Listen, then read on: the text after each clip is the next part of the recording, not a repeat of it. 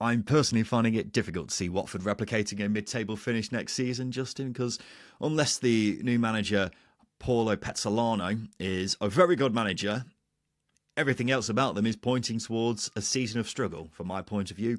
Definitely not the playoff chasing season that Watford's owners are expecting, based off the statements they put out when they sacked Tom Cleverley. Yeah, well, I think we're still very early on in the summer for us to really assess them. But I think, if the new manager is going to come in and actually be a success, and this is what we were saying when Tom Cleverley was sacked, the squad needs really, really propping up with quality. I think the biggest point you can make about that is Tom Cleverley got 8 goals out of Edu Kiembe and double figures from Vicumbeo. That's an astonishing achievement. And also it highlights the shortfalls in the squad that Cleverley was working with. So I think the signings, is it Kiprial from Peterborough? I actually think that's a very tidy signing. More additions like that, I think, can go a long way into making this Watford squad quality. But as you say, the uncertainty with the new manager does add uncertainty to, for use of better terms.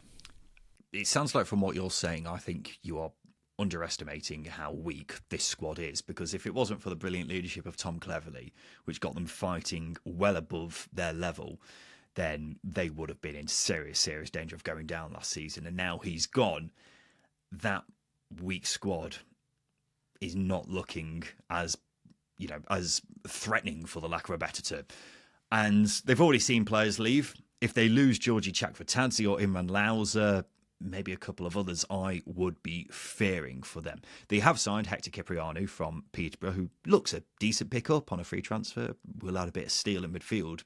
And if they sign well in the summer, then maybe we'll be wrong, and maybe they will have another solid mid-table finish, or maybe even challenging for the playoffs.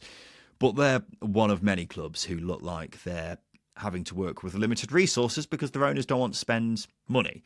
And I'm also looking at it and thinking, if Pezzolano doesn't pull a rabbit out of the hat and have Watford challenging for the playoffs, then he'll probably get sacked, because that's what the owners have publicly said that they're expecting this coming season. If he isn't doing what Tom Cleverley was trying to do last season, or was nearly accomplishing last season, then he's underachieving in the eyes of the Pozzos, which is mad when they're giving him absolutely zero backing based off the amount of money they've put into the squad in the past few seasons.